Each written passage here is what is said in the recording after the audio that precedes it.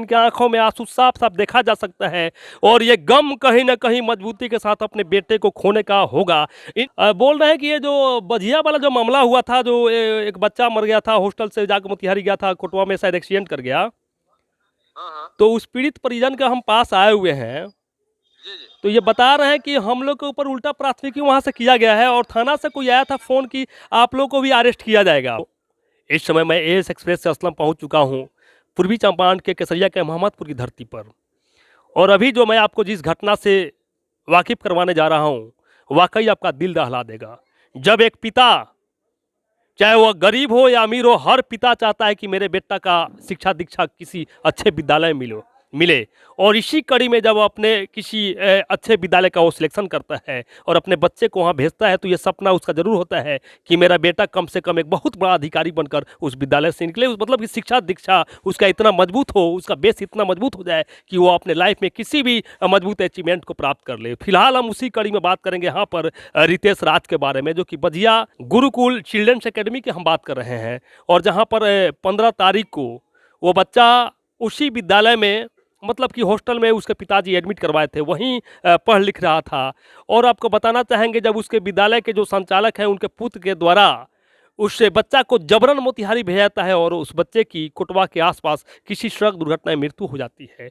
और मृत्यु होने के बाद अब ये कहे कि हद तो तब हो जाती है जब वहाँ पर 100 को रख कर लोग, लाजमी सा बात है किसी की भी दुर्घटना होती है तो कोई भी 100 को रास्ते पे रखकर प्रदर्शन लोग करता है, सिर्फ न्याय की मांग करता है। क्योंकि अगर पुलिसिया कार्रवाई बिना 100 को रखे हुए अगर कर दी जाए मजबूती के साथ, तो निसंदेह गार्जियन इस पर विवश नहीं होंगे। आम जनता को भी पता है कि पुलिस कितना अच्छा और बुरा कार्रवाई करती है, इस सबों का पता है। हम जहाँ खड़े हैं आपको बता दें, यहाँ भी एक व्यक्ति को गोली लगा हुआ था और बेनीपुर चौक से वहाँ दुकानदारी किए थे, और आज तक उस परिवार को जब न्याय नहीं मिल पाया है तो पुलिस के ऊपर आम जन का उंगली उठाना भी ये लाजमी कहीं ना कहीं हक बनता है।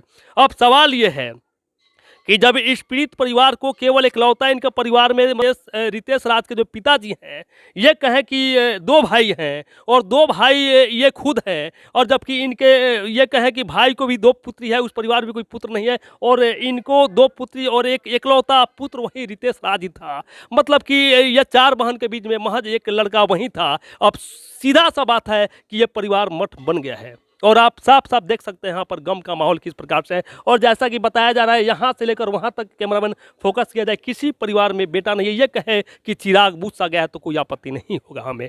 और निस्संदेह ये कहे कि जब ये लोग प्रदर्शन कर रहे होते हैं तो आप पुलिसिया मिली भगत से वहाँ पर अवैध तरीके से वहाँ के स्थानीय लोग विद्यालय में तोड़ फोड़ करते हैं। इनके तरफ से जो गवाह देता है उस केस में, उस गवाह को रात में पुलिस जबरन पैसे के दम पर मिलकर विपक्षी पार्टी से और उस परिवार को, उस व्यक्ति को, दोनों को सलाखों के पीछे डाल देती है। और इनके पास ये धमकी भी आता है, 4 आदमी को ये बताया जाए, इनके पास ये भी धमकी आता है कि आपको भी तुरंत हम लोग आपके ऊपर FIR कर दिए, आप 2 भाइयों के ऊपर, और आपको भी तुरंत सलाखों के पीछे करवा देंगे। तो सवाल ये उठता है कि ये कहे कि काला कानून क्या आज हिंदुस्तान में है? सवाल होगा नहीं, लेकिन मैं कहना चाहूँगा काला कानून से बदतर हिंदुस्तान में कानून है। एक तो आप जब न्याय के लिए जब रेस में आगे आते हैं तो आपके आवाज़ को दबाने का काम किया। तो सवाल ये उठता है, बताइए इस परिवार को अब न्याय कैसे मिलेगा? ये परिवार अब कैसे रहेगा, किसके सहारे रहेगा? उस स्कूल संचालक के ऊपर 302 का मुकदमा क्यों नहीं किया गया? उसके ऊपर 302 का मुकदमा निसंदेह होना चाहिए। हम ये कहें कि पुलिस कहीं ना कहीं रुपया पैसा लेकर मिलकर विपक्षी पार्टी से और 301 का मुकदमा दायर करती है। शर्म आनी चाहिए तुमको, जो भी थाना प्रभारी है। मेरा सवाल सीधा तुमसे होगा यार, और तुम्हारे बेटे के साथ ऐसा अगर किया जाए और कोई वहाँ दूसरा थाना प्रभारी हो, सेम ट्रीट तुम्हारे साथ करे, तो तुम्हारे पर क्या गुजरेगा? न्याय दिलाना होगा। और इसी प्रकार के पुलिसिया तंत्र से कहीं ना कहीं पब्लिक परेशान है, जिसके चलते ये कहा जाए कि पुलिस से लोगों का भरोसा उठ गया, तो हमें अफसोस नहीं होगा। खैर, उसी कड़ी में हम बात करेंगे जो पीड़ित परिजन हैं, जो रितेश राज के पिताजी हैं, फिलहाल हम उनसे बात करेंगे। हालांकि उनकी स्थिति को साफ साफ देखा जा सकता है। जिस पिता ने एक अपने पुत्र को, इकलौते पुत्र को खोया होगा, आप सोच सकते हैं उस पिता का, उस परिवार का हालात क्या होगा। लेकिन मेरा यहाँ आने का मकसद सिर्फ इसलिए है कि मैं चाहता हूँ सोशल मीडिया के माध्यम से इस पीड़ित परिजन को कम से कम न्याय मिले, और आने वाला कल जो वो विद्यालय संचालक, एक तो इनका बेटा चला गया, कम से कम और किसी का बेटा उस विद्यालय से इस प्रकार से नहीं जाए, कम से कम और किसी को न्याय मिले। हम इसी कड़ी में आएंगे। फिलहाल हम बात करेंगे रितेश राज के पिताजी से बात करेंगे। चलिए, आपने अपने बच्चे को कहाँ पर भर्ती किया था? सर, गुरुकुल आवासीय विद्यालय बजिया में। सर, आपका बेटा वहाँ कब से पढ़ रहा था? लगभग 2016 से सर। तो ये बता रहे हैं 2016 से उस विद्यालय में इनका बच्चा वहां पर भर्ती था। इनके आंखों में आंसू साफ साफ देखा जा सकता है और ये गम कहीं ना कहीं मजबूती के साथ अपने बेटे को खोने का होगा।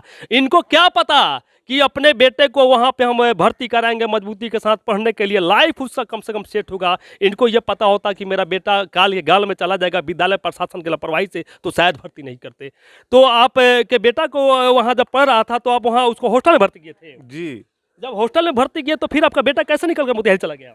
सर, ये हमको पता ही नहीं है। हमको तो पता चला बाद में कि ये ज़बरदस्ती भेजते थे मोतिहारी अपने काम से, कभी डायरी मंगाने, कभी बुक मंगाने। वो भी सर जो नौसिखिया जो गाड़ी चलाने वाले उन्हीं के हॉस्टल में वो भी लड़का जिसका उम्र 15 से पार नहीं है, उसको अपने अपाची दे के भेजे थे सर। आपके बेटे का उम्र कितना था? लगभग 14 प्लस था। सवाल यह है, जब एक विद्यालय में शिक्षा दी जाती है कि बिना ड्राइविंग लाइसेंस का आपको बाइक चलाना अपराध है, अब ये कहा जाए कि इनके बेटे का उम्र, आपका बेटा कौन क्लास पढ़ता था? 10th में सर। 10th में पढ़ता था। 14-15 साल का जब इनका बेटा था, तो अब सवाल ये उठता है विद्यालय संचालक अपना बाइक देकर कैसे भेज दिया? ये बहुत बड़ा सवाल है और आने वाला दिन कहीं ना कहीं और किसी के बच्चे का लाइफ बर्बाद कर सकता है। अब सवाल यह है कि जब एक्सीडेंट हुआ तो आपके पास कोई खबर नहीं आया? सर उनके द्वारा कोई खबर नहीं आया। हमारा एक दोस्त हैं वहीं जो मैं फ़ोन किए हमको, जब फ़ोन मिला फिर हम सर को भी मैंने अंकुश साकेत को और उनके पापा को फ़ोन लगाए, फ़ोन हमारा रिसीव करवे नहीं किए, ना कोई कॉल आया उन लोग का आज तक। अब देखिए, बता रहे हैं जब लापरवाही से एक्सीडेंट होती है विद्यालय प्रशासन स्वयं भेजता है, एक पिता को भी खबर नहीं किया जाता है कि आपके बेटे की मृत्यु हो चुकी है। इनके दोस्त बताते हैं जब फोन किया था उल्टा तो आज तक पिक नहीं किए। और इसमें आप लोग केस नहीं किए हैं? सर एप्लीकेशन थाना में दिए हुए हैं, अब क्या है क्या नहीं सर, हम तो अपने गम में है सर। हम तो क्रियाकर्म करके अभी आ रहे हैं, आपके सामने देख ही रहे हैं। और फिर हम कल से देखेंगे क्या करना है। और जैसा कि यहाँ बताया जा रहा है कि आप लोग पर भी केस किया गया है। हाँ, उल्टा पुलिस धमकी दे रहा है। वहाँ वो लोकल जो वहाँ स्थानीय लोग हैं वो स्कूल को चाह रहे हैं कि वहाँ बंद करें, क्योंकि ये लगभग तीसरा चौथा घटना हो गया है कि नहीं है। तो हम लोग रोड वहाँ जाम किए थे, लेकिन वहाँ देखे कि मूवमेंट खराब हुआ, हम लोग चले आए। बाद में क्या हुआ नहीं हुआ, और पुलिस कार्रवाई अपना उधर से मिलजुल के अपना क्या कर रहा है नहीं कर रहा है कि नहीं है। आपको पुलिस धमकी दे रही है? हाँ, धमकी दे रही है कि हम तुमको फंसाएंगे, तोड़फोड़ करेगा, ये वो मैंने 10 बातें अपना। पुलिस का फोन आपके मोबाइल पर आया था क्या? जी आया था फोन। क्या आप रिकॉर्ड नहीं किए? नहीं रिकॉर्ड, हमको तो कुछ पता नहीं किसका फोन आया। मतलब थाना से ही फोन था? जी थाना से फोन था। एक पीड़ित ये कहे रितेश राज के पिताजी का बयान साफ साफ सुन सकते हैं कि एक थाना से पुलिस फोन करके ये धमकी देता है कि आप ज़्यादा चलिएगा तो आपको हम लोग फंसा देंगे, आपको प्राथमिकी दर्ज हो चुका है, आपको भी उठा लेंगे। अब सवाल ये उठता है कि जिस पिता का पुत्र इस धरती से चला गया, फिर पुलिस आखिर किस मजबूरी में उल्टा धमकी दे रही है? कहीं ना कहीं मामला गोलमाल ये लगता है, साफ साफ लगता है कि पुलिस का मिलीभगत स्पष्ट है। तो क्या आप वरीय अधिकारी ये क्रियाक्रम बीतने के बाद आप एसपी साहब से मिलना पसंद नहीं करेंगे? जी करेंगे, जरूर करेंगे सर। मैं उम्मीद करता हूं इस जिला के माननीय जो पुलिस कप्तान एसपी साहब हैं वो निस्संदेह बहुत अच्छे इंसान हैं। आप उनसे मिलेगा, आपको न्याय मिलेगा और 100% आप आशाविहीन मत होइए, क्योंकि कहीं ना कहीं पुलिस डिपार्टमेंट भी अच्छे लोगों की कमी नहीं है। अब सवाल यह है कि हम एक लड़का से बात करेंगे। तुम्हारा नाम क्या है? आदित्य राज। आदित्य राज, तुम वहीं पढ़ता था? जी। तुम किस क्लास में पढ़ता था? 9th में। तो तुमको पता है ये जो लड़का जो मरा हुआ है ये तुम्हारा कौन लगता है? भाई। मतलब कौन सा संबंध में?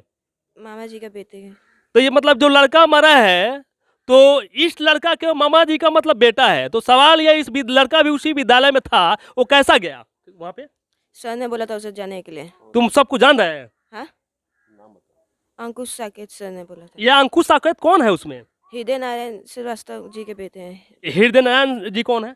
डायरेक्टर है स्कूल के। मतलब डायरेक्टर साहब के बेटा जबरन किसी बच्चा को भेजते हैं कि तुम जाओ, अगर वो जाने के लिए तैयार हो गया कि उसको कुछ बोले भी? बोले थे कि जाओ बुक लेके आओ, और डांटे थे। और डांटे भी थे? तो ये बच्चा बता रहा है कि उसको जबरन भेजा गया, एक्सीडेंट होती है, उस पीड़ित परिवार को कहीं से कोई न्याय नहीं मिलता। सवाल यह है कि इस परिवार का दुनिया उजड़ गया, तो इसके पीछे जिम्मेवार कौन है? पुलिस प्रशासन आखिर 302 का धारा क्यों नहीं लगाई?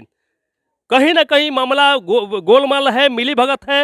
हालांकि इस परिवार को हम लोग कोशिश करेंगे इस चैनल के माध्यम से न्याय दिलवाएं और निस्संदेह न्याय मिलेगा भी। इस जिला के जो माननीय एसपी साहब है उनसे हम लोग की बातचीत होगी। धन्यवाद। महोदय से हमारी बात हो रही है? जी बोला जाए। हाँ, मैं सोशल मीडिया एएस एक्सप्रेस से बोल रहा हूँ। ये जो घटना हॉस्टल वाला जो एक बच्चा था आपके यहाँ पे, फोन काट दिया। देखा थाना अध्यक्ष को जब हम कई बार कॉल किए, आवाज सुनकर फोन मतलब काट दिए। कहीं ना कहीं मामला इनका सेट है। हेलो जी थाना अध्यक्ष से बात हो रही है कोटवा? फोन दिया जा रहा है लेकिन कट जा रहा है, बोला जाए। बोल रहे हैं कि ये जो बजिया वाला जो मामला हुआ था, जो एक बच्चा मर गया था, हॉस्टल से जाकर मोतिहारी गया था, कोटवा में शायद एक्सीडेंट कर गया, हाँ हाँ तो उस पीड़ित परिजन के हम पास आए हुए हैं। जी जी। तो ये बता रहे हैं कि हम लोग के ऊपर उल्टा प्राथमिकी वहाँ से किया गया है और थाना से कोई आया था फ़ोन कि आप लोग को भी अरेस्ट किया जाएगा। तो हमारे थाना का चीज नहीं है। कोटवा थाना का मामला नहीं है। देखिए बता देते हैं, ये भोपरपुर ओपी का है। हमारे यहाँ जो बच्चा एक्सीडेंट किया था, जी उनके द्वारा आवेदन दिया गया। उसके बाद पोस्टमार्टम कराने के बाद एफआईआर दर्ज कर दी गई है। 300 कितना 279 300 हाँ 304 ए या 304 ए में, हाँ 304 ए और 304 में जी उनके आवेदन पर एफआईआर दर्ज करके हमने उनको व्हाट्सएप पर उनको सूचित कर दिया है। जी फिर इन्हों के द्वारा जा करके गोकुल जो है जहाँ बच्चा पट्टा था, जी गुरुकुल जी। हाँ वहाँ पर जाकर लोग भोपत ओपी की तरह सामने ही तोड़फोड़ लोग किया, रोडबाजी कर नहीं, दिया। ये बता रहे हैं कि वहाँ के स्थानीय लोगों के द्वारा किया गया है, ठीक है ना। हाँ तो जिसमें थाना अध्यक्ष का कपार फट गया, सिपाही का कपार पर फट गया है। अब अभी विशेष हमारे यहाँ कोई आवेदन प्राप्त अभी तक नहीं हुई है। अच्छा अच्छा अच्छा, एक चीज़ बताया जाए, हाँ मतलब ये आपके थाना के अंतर्गत नहीं पड़ता है, भोपतपुर ओपी के अंतर्गत पड़ता है। हाँ वो हमारा ओपी है। अच्छा मेन थाना मेरा ही है, मेरा ओपी है वो। जी जी जी। वहाँ से फॉरवर्डिंग, वहाँ से जो आवेदन होगा वो फॉरवर्डिंग होगा यहाँ के लिए, हम उसको रजिस्टर्ड कर देंगे। अच्छा ठीक है, कोई बात नहीं। एक चीज़ बड़ा वो बताया जाए कि अगर मान लीजिए हाँ हाँ कि इस बच्चा के साथ कहीं ना कहीं अन्याय हुआ है, विद्यालय प्रशासन तो पूर्णपेन जिम्मेवार है, चूंकि बच्चा हॉस्टल में था। उनको विद्यालय प्रशासन को अभियुक्त बना दिया गया है। नहीं तो 301 मामला चलेगा या 302 आप लोग चलाइएगा? और देखिए 301 तो नहीं, 304 है, सॉरी। देखिए सुनिए ना, पहले तो ये है मेन काम है कि जो एक्सीडेंट हुआ था, एक्सीडेंट में केस हुआ, अब उसके बाद सुपरविजन में क्या टर्न अप होगा, वरीय पदाधिकारी के आदेश जो होगा। चलिए बड़ा होगा, आपसे बात करके अच्छा लगा। हमको लगता है इस परिवार को आप न्याय दिला पाइएगा, ठीक है ना। क्योंकि एक चीज आपको बड़ा सुन लिया जाए, एक चीज बताना चाहें, कल होकर वो किसी का बच्चा का शिकार हो सकता है। बिल्कुल सही बात, गलत है उसका, क्या नाम है स्कूल प्रशासन की। चलिए हम उम्मीद करते हैं कि आपके द्वारा कहीं इस परिवार को न्याय मिल जाए और आप पूरा सपोर्ट कीजिए। आइएगा, होगा कभी आके भेंटो करिए, कोई दिक्कत नहीं। जी जी ठीक है, चलिए धन्यवाद। ये आपको ये बता दें, कोटवा थाना अध्यक्ष है तो ये सफाई पूरा मजबूत दे रहे हैं कि हम न्याय दिलाएंगे। चूंकि बता रहे हैं वहाँ पे लोकल जो भोपतपुर ओपी है, उस मामले का ये उस थाने का मामला है, लेकिन हम कहीं ना कहीं पूरा सटीक एक्शन लेंगे। अब देख पाना ये थाना अध्यक्ष क्या केवल फोन पर ही आश्वासन देंगे या फिर कार्रवाई करके भी दिखाते हैं। धन्यवाद।